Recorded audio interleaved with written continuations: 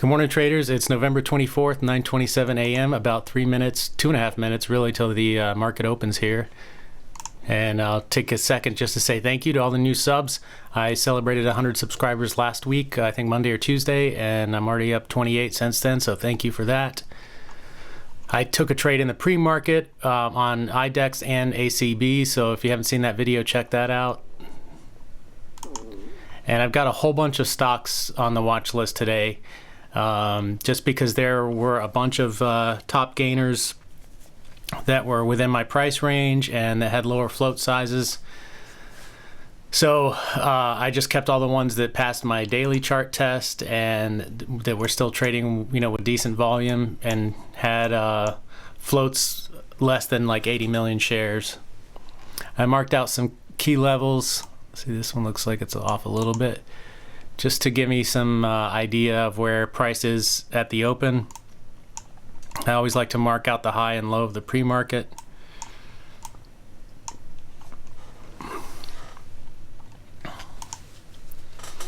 I prefer to have just 3 or 4 on my watch list. Excuse me, because now I have to flip through 2 pages to see what happens, and it's a little bit cumbersome, but at the same time, like, I don't want to be biased about which stocks I decide to watch and try to guess, oh, this one looks stronger than this one. I mean, if they pass your criteria, they technically should all be on your watch list, and then you just watch what they do at the open and trade off the chart. Don't try to come up with some bias based on news or what you've seen in the pre-market, because before you know it, you're in the wrong stock and you missed out on a good one. So we got about 35 seconds now till the market opens. I'm trading with 8% of my buying power, and that allows me to get, I'm trading 2 trades maximum per session. So that will give me 2 trades during the day, like from 9:30 to 4, 2 trades in the aftermarket, and 2 trades in the pre-market tomorrow morning as early as 4 a.m. I don't have to wait for settled funds because I'm dividing my account up appropriately. So we got about 5 seconds to the bell rings. Let's see which one does the best out of the gate, and then I might take a trade on the second 1-minute candle, or possibly even the first, depends. It's going to be tricky because I got to flip through a couple pages here. Okay, page 2 doesn't look too promising. I'm going to stick with the stocks on page 1. Of course, the charts are getting all funky now. Let's see if we can fix that. Wow, a lot of them are going up. Let's look at Arec.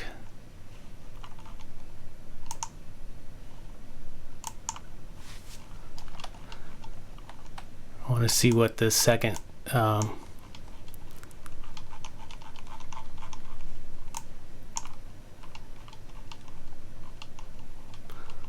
see where the second candle opens. 20-cent range on the first candle. That's not too bad.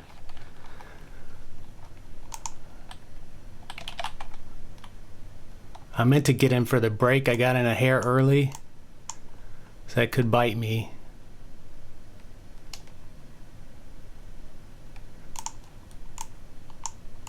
Dang, I was supposed to get in at 244. Oh, I'm not in yet. Oh, whew. Got lucky there. Oh, maybe I am in.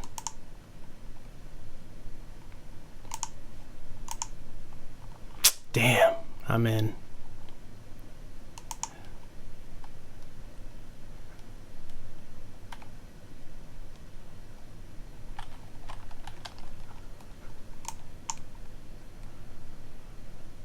Let's see how lucky I am today. Don't like to trade with luck. That's not a winning strategy. I was meant to get in if this thing broke the high of this candle and I hit the sell button at 243 instead of 244. So I got in earlier than I would have liked to. Definitely going to sell half as soon as I'm in the profit, even if it's only a few cents. It's looking pretty promising right now. I'm going to make my stop the bottom of this candle, to protect some of my capital. So if it hits 230, I'm out, all out.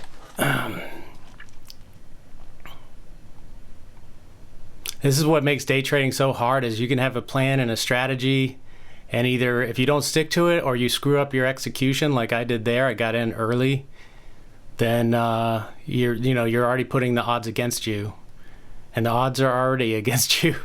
So you don't want to do that. Now I got to sit here kind of nervously waiting this thing out, seeing what happens. And if it breaks down, I just got to get out. It'll be about 80-cent loss. Okay, this looks good. I'm gonna get out a little there.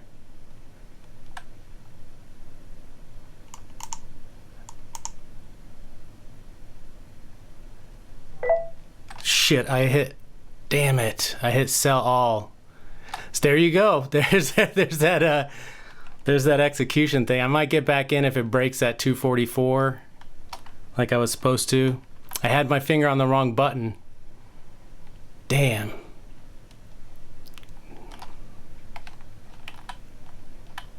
That's an important lesson.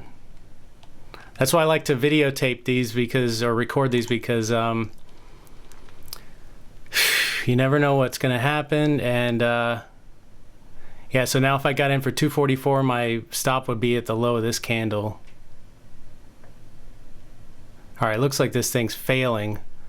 Let me see. Let's see if there's something else. But now it feels like a little late now. Whoa, look at that. OPTT, that was the one to be in for sure. It's too late to get in now. See, sometimes you pick the right one, sometimes you pick the wrong one. DPW ran. But, man, it's hard to... maybe I should have kept on this screen a little bit longer. But I liked AREC because of the price and that strong candle. Look at it now. I mean, I'm glad I didn't hang on to it. OPTT might be good for like a reversal. DPW's selling off big time. I'm sorry, not a reversal, but a pullback. It might go into a halt here. Yeah, it's moving good. Let's just look at that. Try to forget about the other trade. That doesn't matter right now.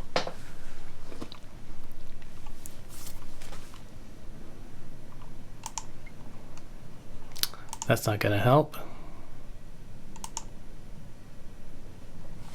All right, so here, let's see if this is a real pullback, or is this a 3-bar play in reverse. If you saw my video yesterday, you know exactly what I'm talking about. I'll just leave that there for reference. So I don't want to see this bar overtake this one, basically. I want to see a small red bar. I'm looking at... there's A, there's B. So this is what I call, well, it's not what I call. All right, so this is a sign to stay away. It doesn't mean it's gonna fail, but this is exactly where I screwed up yesterday, is I took this as a pullback. And what ends up happening is this is more of a reverse 3-bar play setup. So let's keep an eye on this and see what happens, just for our own benefit here. If it comes back around to this level, it's a strong setup for a reverse 3-bar play, even if it breaks it a little bit. And if this candle doesn't go below, say, halfway down this candle, it's looking good for a reverse 3-bar play for shorts and that kind of stuff. So yeah, it's looking pretty weak. There's going to be a bunch of people that are going to try to get into this thing on the way back up, but I think, you know, I could be wrong. You never know what's going to happen, but based on the pattern, it's going to be a weak pullback, not a reversal, and it's going to continue down. So let's see what happens. So I screwed up my first trade, and I don't think I made any money, but I probably didn't lose any either, or maybe a couple cents. So let's turn this into a chance to learn something here. Since we missed the opportunity to make money. DPW's in suspension, but I think on the way down. Because that thing, it shot up over $10, and I'm looking over here for that. shot up over $10 and then sold off. So even if I were playing a reversal here, I would not buy on this candle no matter what it does, because my stop would be down here, and that would be a huge, that's a 40-cent range. That's a huge hit if you lose. But you're getting people buying, you know, this is mostly FOMO people that miss this move, and they want what they missed. So they're afraid of that they missed out. That's what the FOMO thing is.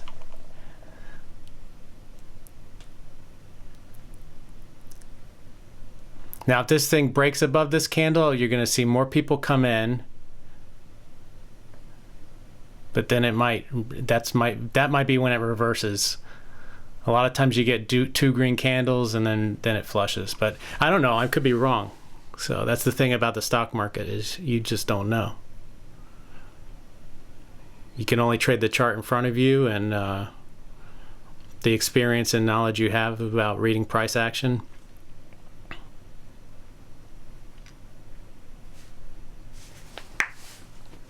So that's small.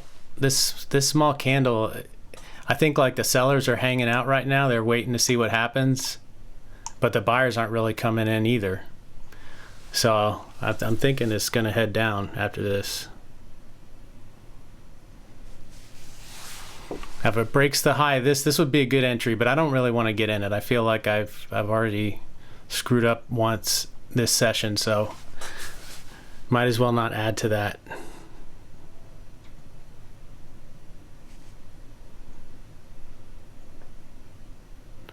So there come the sellers. So the people that bought in probably have their stop right around here, right around this, really close to where this is. Let's see, right around this 359, 358 level.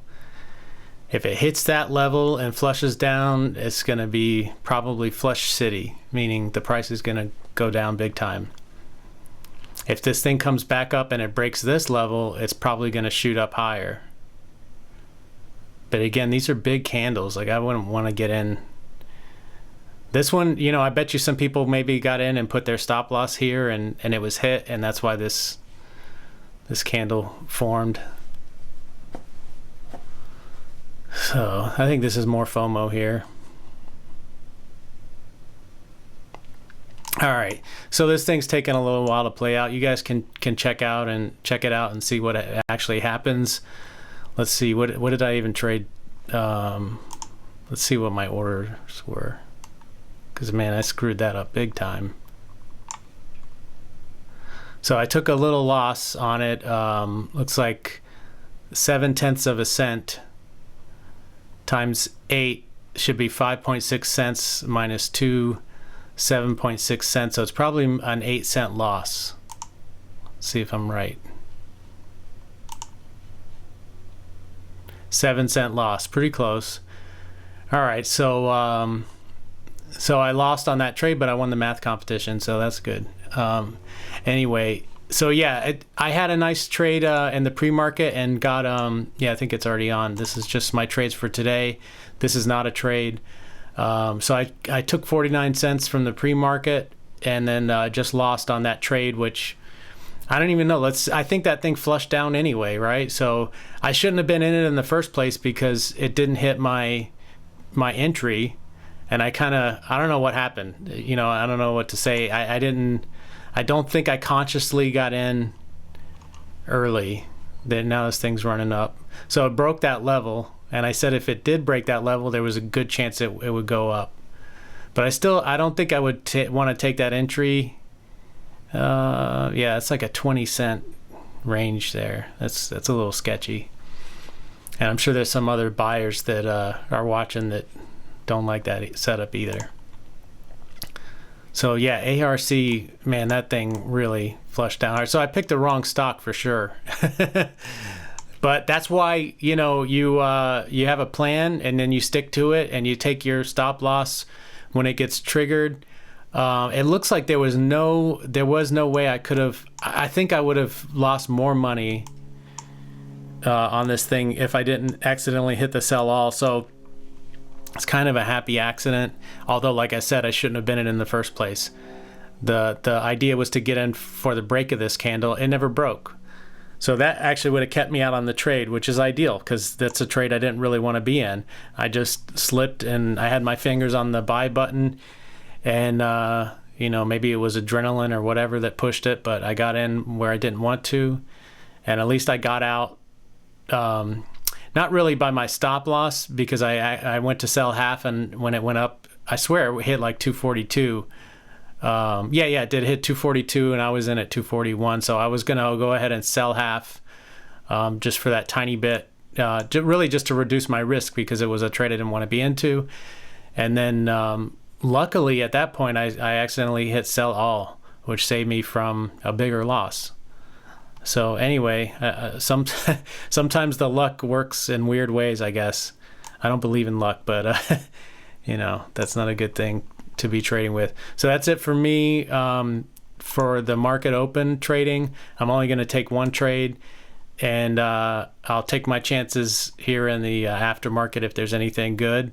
So sorry I couldn't show you guys like a nice big win, but hey, you don't always can't win them all, and you don't always pick the right stock. So hope you guys are trading well, and have a good day.